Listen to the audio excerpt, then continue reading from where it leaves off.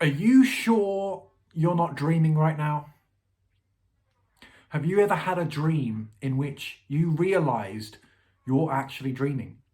Because it happened to me again last night, and it's happening to me quite a lot. And of course, we call this a lucid dream. But the scenario last night, for example, was that I was speaking to my friends and hanging out with my mates in London. But there was my PE teacher from primary school hanging out with us. And I was like, that would never happen in a million years. And that was the dream sign. That was the epiphany. That was the awakening within my dream in that moment. And it comes in all different shapes and sizes and forms.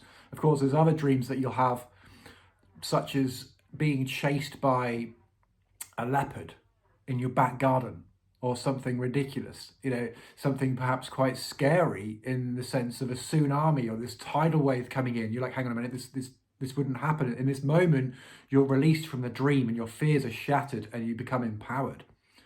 And you might also be running away from zombies or some kind of description. You might be in a war and then awaken in that state where you're like, hang on, I don't work for the military. So sometimes things become so apparent and so weird that it jars you out of the dream, which previously you thought was absolutely a fundamental reality.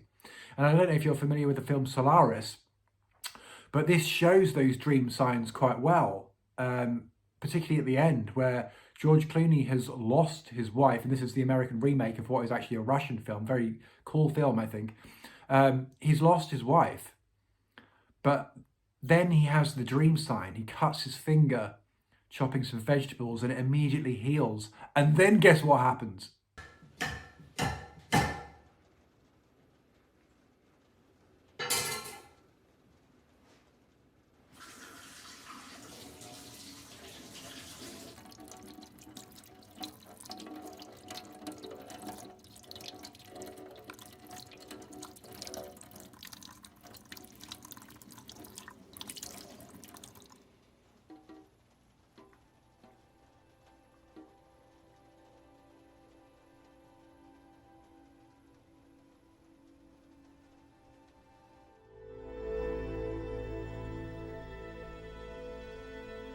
Chris?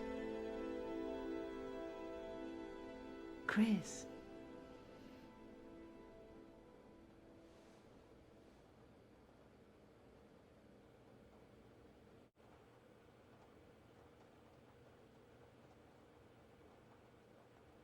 Am I alive or dead? We don't have to think like that anymore.